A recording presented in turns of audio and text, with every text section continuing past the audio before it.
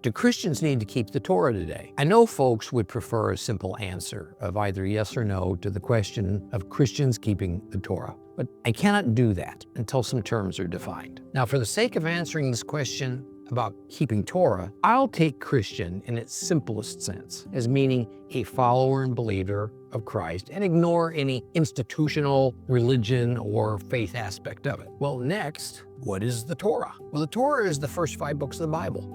Long ago, the Hebrews divided what we call the Old Testament into 3 groupings of Bible books. Same Bible books we all have today. Those were the Torah, the writings, and the prophets. And within the Torah, that's Genesis through Deuteronomy, is the law of Moses. Yet those 2 things are not synonymous, even though they are rarely spoken about as though they are. What we learn in the parts of the Torah that are not the law of Moses, for what we read in the book of Genesis, for instance, is as much critical truth and instruction as is the law of Moses. So should all believers, including Gentiles, follow the Torah, including that section of it that's called the law of Moses? And before I can answer that, it's necessary to say that rabbinical law or Jewish law is not the same thing as the biblical Torah or the law of Moses. See, what we witness, the Orthodox religious Jews practice, is not, for the most part, biblical Torah, but rather are primarily the man-made doctrines and traditions and societal laws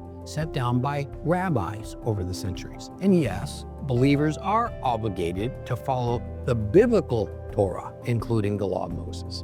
Now, the only reason this is even questioned in the church is that Christendom created a doctrine that says that Christ's death abolished the Torah and all the commandments and rules and regulations that we find, not just in the law of Moses, but in the Old Testament in general. Yeshua not only does not teach this, he explicitly teaches against such a thought. Matthew 5:17 through 19. Don't think that I've come to abolish the Torah or the prophets. I have come not to abolish, but to complete. Yes, indeed, I tell you that until heaven and earth pass away, not so much as a yud or a stroke will pass from the Torah, not till everything that must happen has happened. So whomever disobeys the least of these commands, teaches others to do so, will be called the least in the kingdom of heaven, but whoever obeys them, so teaches them, will be called great in the kingdom of heaven. The question of if Christ followers should obey the Torah is easily answered by our own Savior's words. He is emphatic about it. He warns against those who do not keep the Torah. The harder part is, how do I do this in modern times? That is the question for another video session.